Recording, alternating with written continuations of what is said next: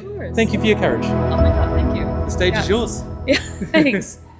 Well, I didn't travel 30 hours to be on stage today. I didn't expect this.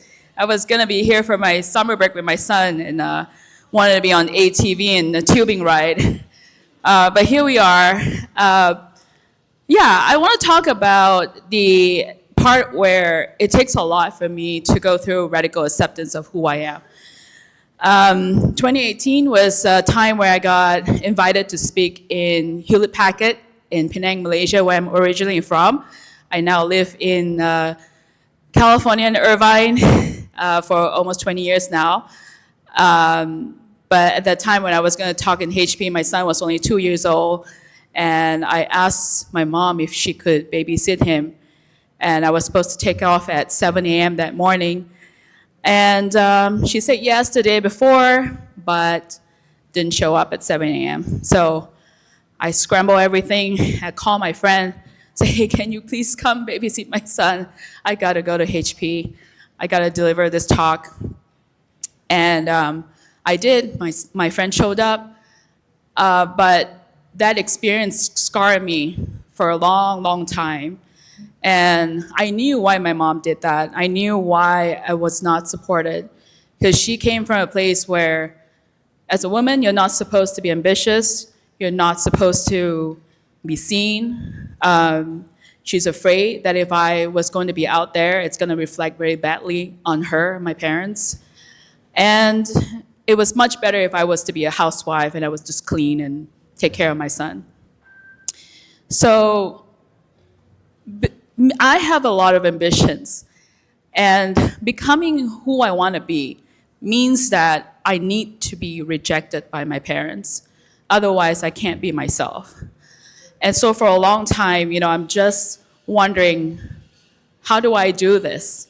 Can I, dress a certain way, speak a certain way so that they can accept me? And I realized after a long time, after that 2018 situation, that was all some protective mechanism. I just was protecting myself, and really abandoning my gifts to speak, to write, to teach, to coach. And so 2022 came, and I realized I want to step up, and I can't. They're constantly judging me and, gossiping, starting smear campaign with my friends, my sisters. And I thought, there's no way I can continue to protect myself. And that was when I decided I have to go no contact. And no contact means, it was easy to just go no contact, but that meant I'm totally rejected by them. That meant I have a family that is living out there and I have no idea what they're doing.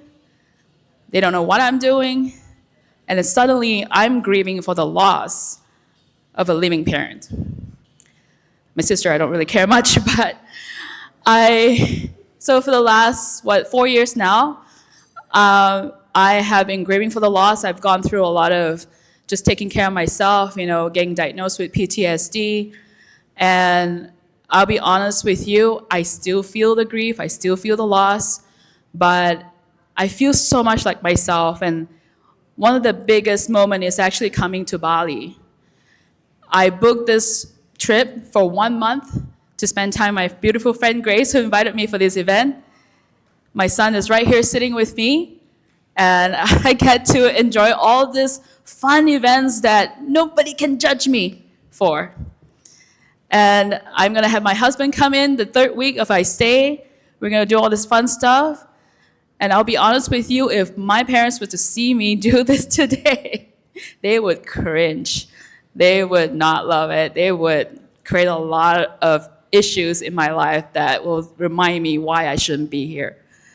But I'm living proof today that radical acceptance of who you are is really crucial for your own self-development. And what are the odds that today I get to tell this story and be here on this stage?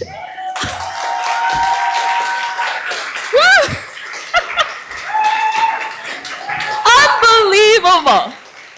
Talk about law of attraction. I'm here. I get to be on this stage and claim it, and claim my speech, claim my voice, to be able to speak to it. I hope this inspired you today. Thank you.